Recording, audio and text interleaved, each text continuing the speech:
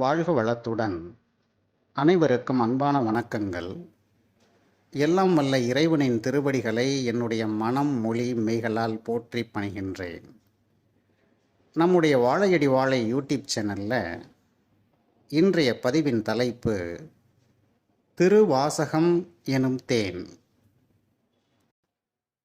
மாணிக்க வாசகர் அருளிச் செய்த திருவாசகத்தை தேன் என்று கூறுவது வழக்கம். திருவாசகம் எனும் தேன் என்ற தலைப்பில் ஏற்கனவே ஒரு பதிவினை கொடுத்திருக்கின்றேன். அதில் திருவாசகத்தை ஏன் தேன் என்று கூறினார்கள் என்பதற்கான சில காரணங்களை கூறியிருக்கின்றேன். திருவாசகத்தை ஏன் தேன் என்று கூறினார்கள் என்பதற்கு மற்றுமொரு முக்கிய காரணம் மனத்தில் உதித்தது. அந்த புதிய சிந்தனையை உங்களுடன் பகிர்கின்றேன். ஆங்கிலத்தில் நெக்டார் என்று ஒரு சொல் இருக்கின்றது, ஹனி என்று ஒரு சொல் இருக்கின்றது. தேனீக்கள் பூக்களிலிருந்து தேனை சேகரித்து கொண்டு சென்று கூட்டில் சேமித்து வைக்கின்றது என்பதுதான் பலருடைய புரிதல். ஆனால் இதில் உண்மையில்லை. பூக்களில் இருப்பது நெக்டார், ஹனி என்ற தேன் அல்ல என்று முதலில் தெரிந்து கொள்ள வேண்டும். நெக்டார் எனப்படுவது பூக்களில் உள்ள தித்திப்பு சுவையுடைய ஒரு வகை திரவம். இந்த திரவத்தில் நீரின் அளவு மிகுதியாக இருக்கும். இந்த நெக்டார் என்ற திரவத்தை தேனீக்கள் உறிஞ்சி தன் வாயில் சேமித்து வைத்து தன் உமிழ் நீரோடு கலக்கச் செய்கின்றது.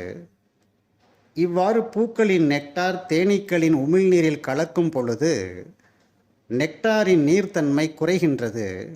கெட்டியான பிசுபிசுப்பான திரவமாக அது மாறுகிறது.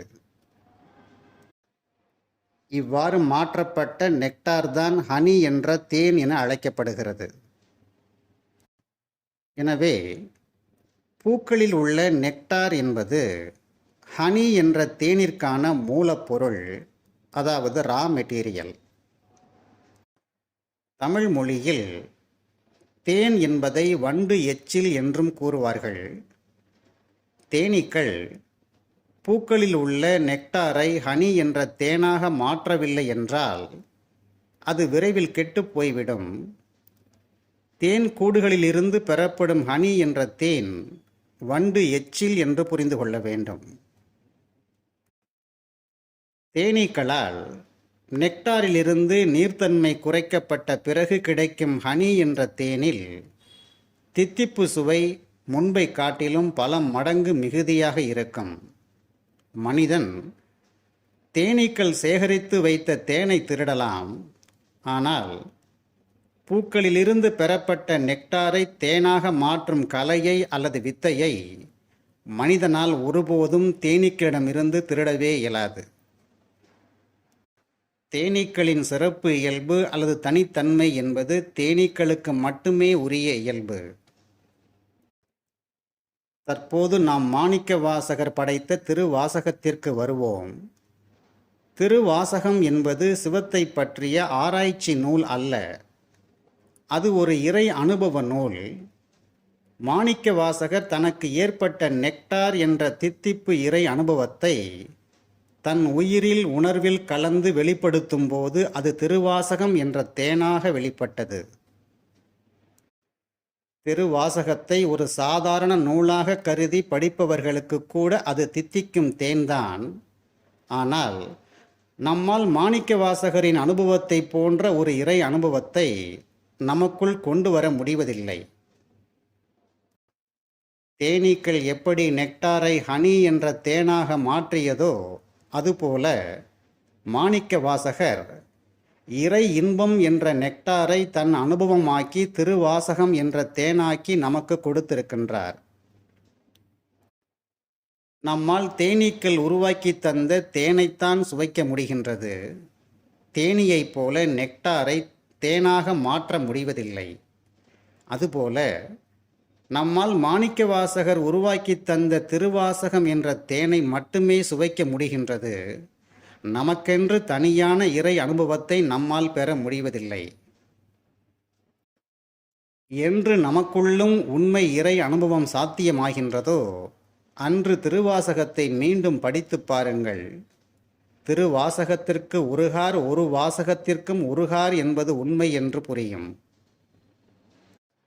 நம்முடைய அகத்தில் இந்த மாற்றம் நிகழாமல் எத்துணை முறை திருவாசகத்தை பாராயணம் செய்தாலும் அதன் நுட்பத்தை நம்மால் உணரவே இயலாது.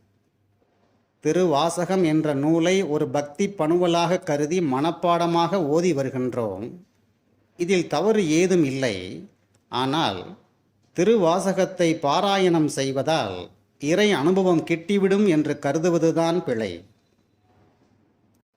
எப்பொழுது நாம் நம் பெருமை, பொறாமை, இச்சைகளை துறந்து தன் முனைப்பற்று முழு ஒப்படைப்பு உணர்வுடன் திருவாசகத்தை ஓதுகின்றோமோ அப்பொழுதுதான் நம்முடைய இறை அனுபவத்திற்கான வாசற்கதவு திறக்கின்றது.